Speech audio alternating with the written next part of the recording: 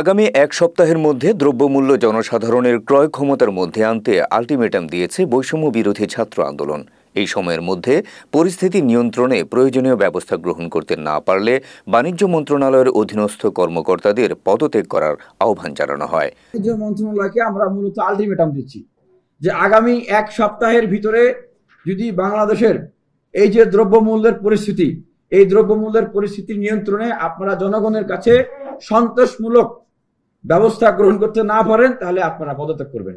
রোববার রাজধানীর কারওয়ান বাজারে জাতীয় ভোক্তা অধিকার সংরক্ষণ অধিদপ্তরের প্রধান কার্যালয়ের সভাকক্ষে আয়োজিত এক মতবিনিময় সভায় এই আলটিমেটাম দেয় বৈষম্য বিরোধী ছাত্র আন্দোলনের শিক্ষার্থীরা।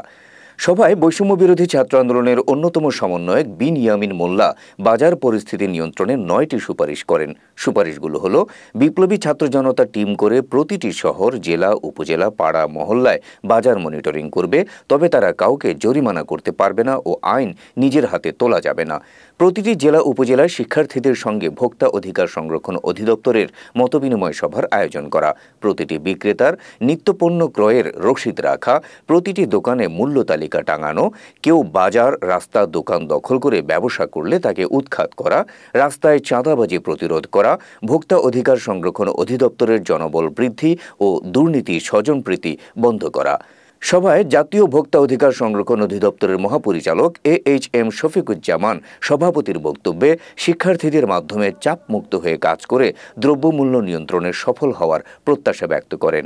শ্যামবাজার থেকে একটা ট্রাক আসতে 3টা পয়েন্টে চাঁদা দিতে হয়, গুলিস্তান পর্যন্ত একটা পয়েন্টে দিতে হয়, সোনারগাঁ মোড়ে একটা পয়েন্টে দিতে হয়, আর আমাদের কারওয়ান বাজারে ঢুকে একটা জায়গায় পয়েন্টে দিতে হয়। আমার এই চাঁদাবাজি যদি বন্ধ হয়ে যায় আমার তো দ্রব্যমূল্যে ইম্প্যাক্ট পড়বে। তোমরা যদি আমাদের পাশে যদি দাঁড়াও, আমার মনে হয় যে আমরা সেই বাংলাদেশ আমরা চেয়েছিলাম সেই বাংলাদেশ কিন্তু আমরা এখন বিনির্মাণ করার একটা চরম সুযোগ আসছে।